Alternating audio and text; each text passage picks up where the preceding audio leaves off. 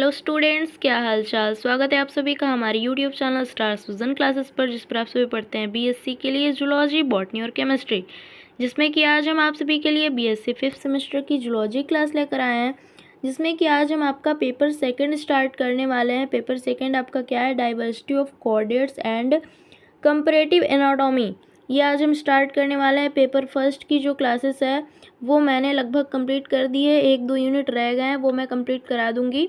तो आप सभी प्लेलिस्ट से जाकर पेपर 1 की स्टडी कर सकते हैं। आज से हम पेपर 2 स्टार्ट करने वाले हैं, जिसमें कि यूनिट 1 आपका क्या होने वाला है, origin of chordates and Hemichordata.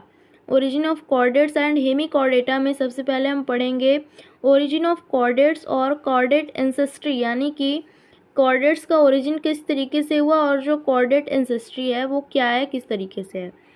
तो in the absence of specific evidences the origin of chordates is debatable, यानी कि स्पेसिफिक एविडेंसेस के एब्सेंस में जो कॉर्डेट्स की ओरिजिन है वो डिबेटेबल है।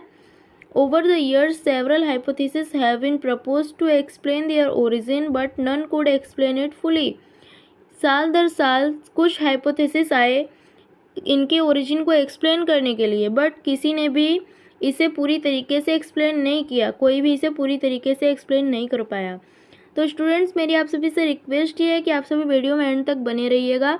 आप सभी को जो ओरिजिन ऑफ कॉर्डेट्स है इसकी पूरी क्लास आज आप सभी को दी जा रही है। इसके आगे के सारे टॉपिक्स की क्लासेस आप सभी को हमारे चैनल पर मिलेंगी। तो अगर आप सभी चैनल पर नए हैं तो सबसे पहले सब्सक्राइब कर लीजिए, वीडियो को लाइक करना नहीं भूलना और अपने फ्रेंड्स के साथ भी शेयर कर देना है। इसके बाद नेक्स्ट पॉइंट हमारा टाइम ऑफ ओरिजिन, यानी कि जो कॉर्डेट्स की ओरिजिन की टाइम है वो क्या है।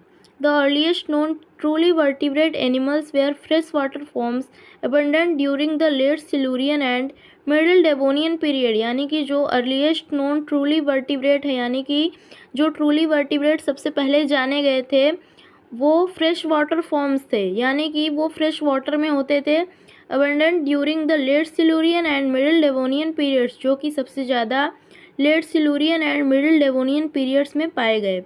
There fossils are collectively known as ostracoderms, और उनके जो फॉसिल्स हैं उन्हें हम कलेक्टिवली ऑस्ट्रेकोडर्म्स के नाम से जानते हैं। Their body was covered by a bony armour forming a shield on head, यानी कि उनकी जो बॉडी होती थी वो कवर्ड होती थी बोनी आर्मर से, forming a shield on head, एक बोनी अस्थि युक्त कवच से उनकी बॉडी जो होती थी वो कवर्ड होती थी, जो कि उनके सर पर एक शील्ड का फॉर्मेशन करती थी। The oldest fossils belonging to ostracoderms occur in the late Cambrian and middle Ordovician periods, यानी कि जो ओल्डेस्ट फॉसिल्स हैं जो ऑस्ट्रेकोडर्म से बिलोंग करते हैं वो कब पाए गए थे, late Cambrian and middle Ordovician periods में पाए गए थे। इसके बाद हम जानेंगे प्लेस ऑफ ओरिजिन के बारे में। अमेरिकन जियोलॉजिस्ट चैम्बरलेन 1900, यानी कि एक अमेरिकन जियोलॉजिस्ट थे जिनका नाम क्या था, चैम्बरलेन था, 1900 में gave the idea of fresh water origin of chordates, उन्होंने कॉर्डेट्स की फ्रेश वाटर ओरिजिन का आइडिया दिया। It was supported by Romer and Smith, और इनका ये जो थ्योरी था, ये जो हाइपोथेसिस था कि जो कॉर्डेट्स की ओरिजिन हुई वो फ्रेश वाटर में हुई, ये रोमर एंड स्मिथ के द्वारा भी सपोर्ट की गई। However marine origin of chordates was also considered, जबकि कॉर्डेट्स की मैराइन ओरिजिन भी कंसीडर्ड है as the protochordates and deuterostome phyla, और एक्सक्लूसिवली मैराइन, क्योंकि जो प्रोटोकॉर्डेट्स एंड ड्यूटेरोस्टोम फाइला है वो मैराइन फॉर्म्स ही हैं। इसके बाद हम जानेंगे कि कॉर्डेट्स एंसेस्ट्री को लेकर क्या क्या थ्योरीज साल दर साल किस तरीके से आई। तो सबसे पहले हम इकाइनोडर्म एंसेस्ट्री की बात करेंगे।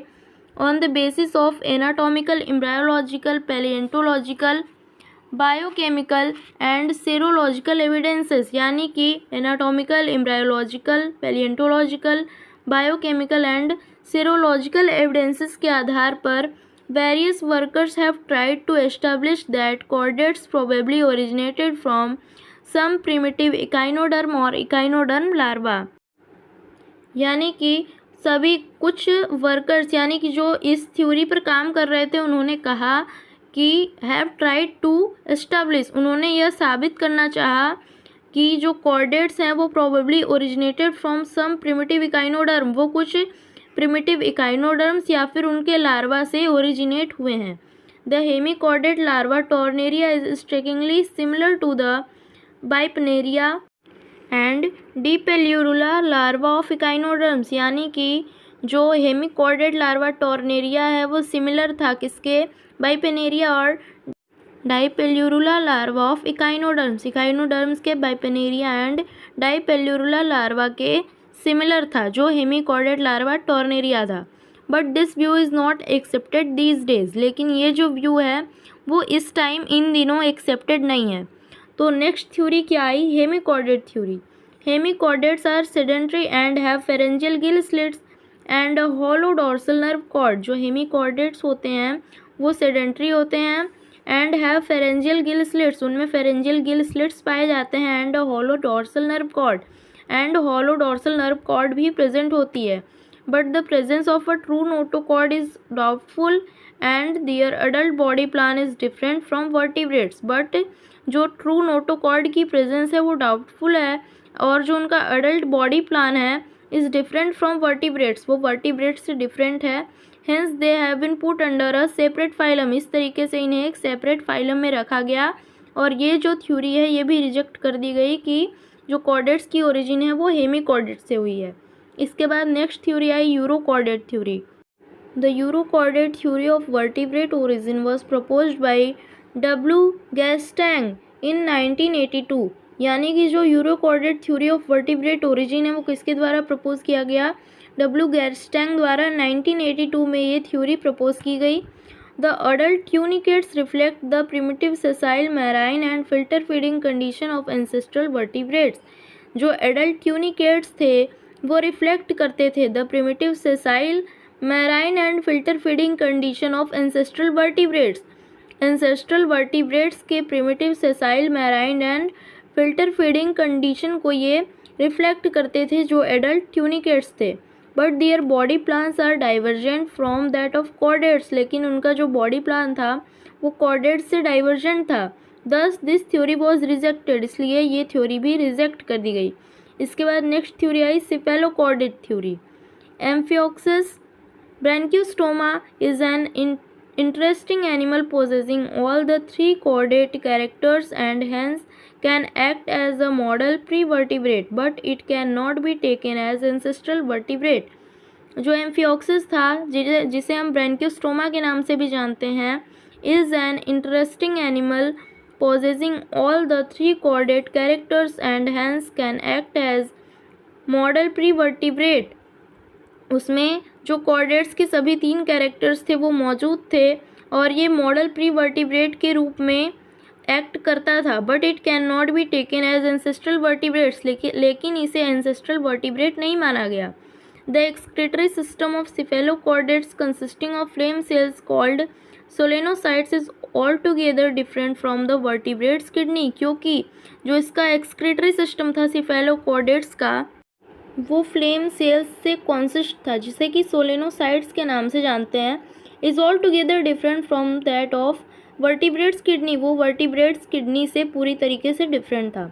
Further lack of well marked cephalization and sense organ and the unique forward extension of notochord indicate that the cephalochordates have the identical ancestral body plan of vertebrate, यानी कि further lack of well marked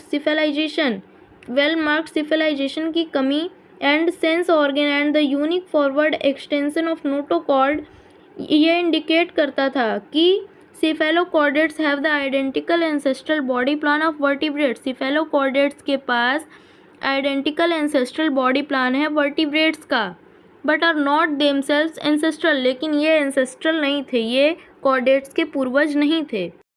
इसके बाद chordate ancestry को लेकर next hypothesis आया Barrington's hypothesis. The most plausible hypothesis was given by Barrington in 1965, यानी कि जो सबसे प्रशंसनीय सिद्धांत था वो बैरिंगटन के द्वारा 1965 में दिया गया।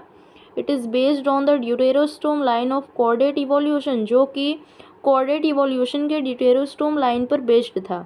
The common echinoderm ancestor was in all probability a small sessile or semi-sessile or arm-feeding creature। जो common echinoderm ancestors थे, in all probability पूरी संभावना है कि वह small sessile और semi-sessile और arm-feeding creature थे, जो कि आर्म के द्वारा अपना फूड फीड करते थे। This gave rise to early stalked echinoderms, इसने अर्ली स्टैक्ड इकाइनोडर्म्स को उत्पन्न किया।